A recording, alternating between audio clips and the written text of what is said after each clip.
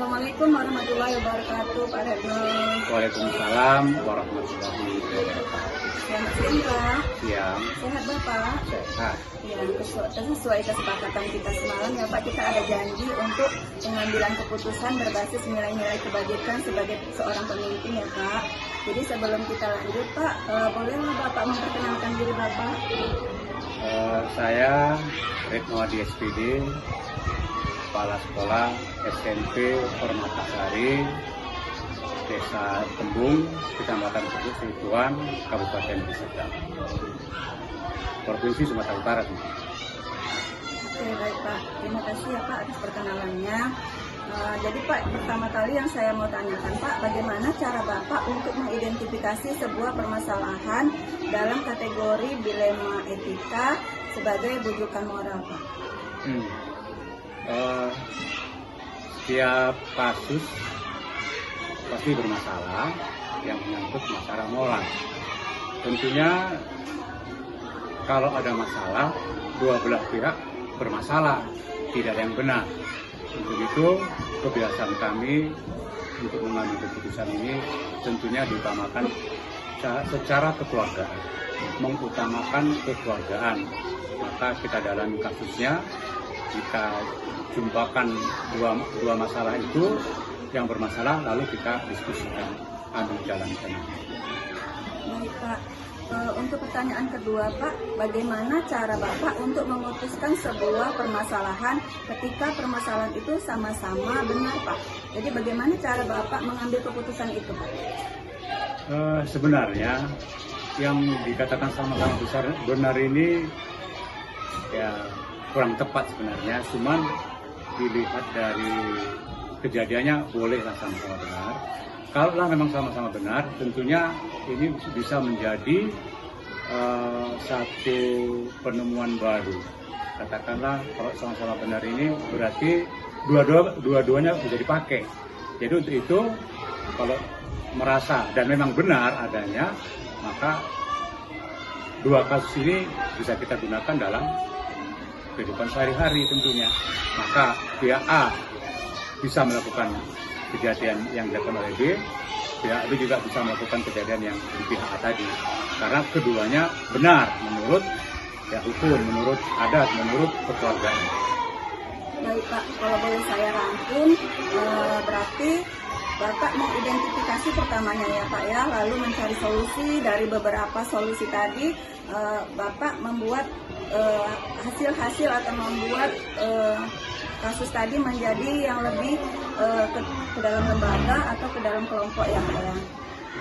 Baik Pak, untuk pertanyaan selanjutnya, apa langkah-langkah Bapak dalam prosedur yang Bapak gunakan?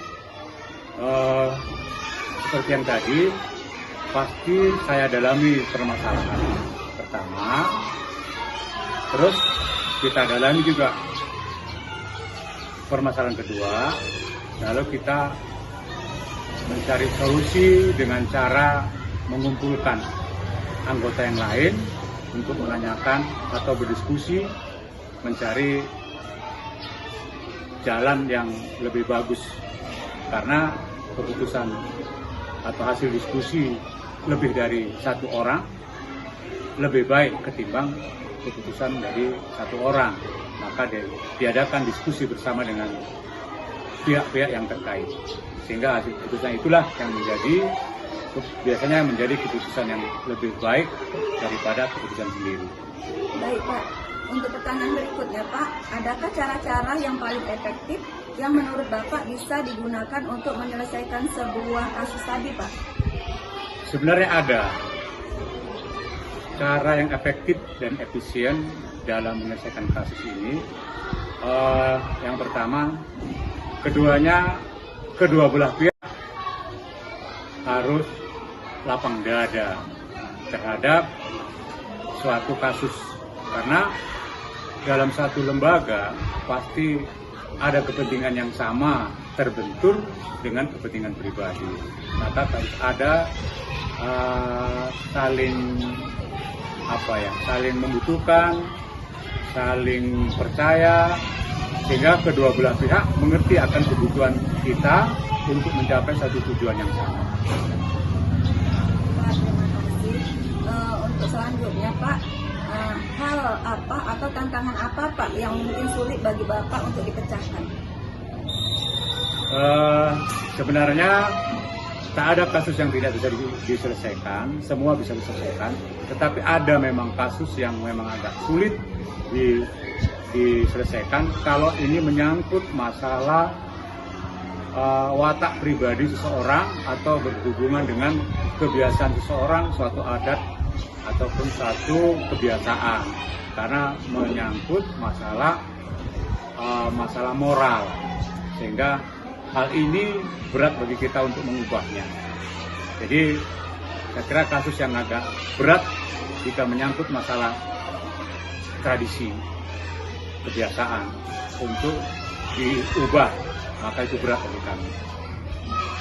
Oke Pak, untuk selanjutnya Pak, dari kasus-kasus tadi Pak, pembelajaran yang bisa diambil itu kira-kira apa ya Pak?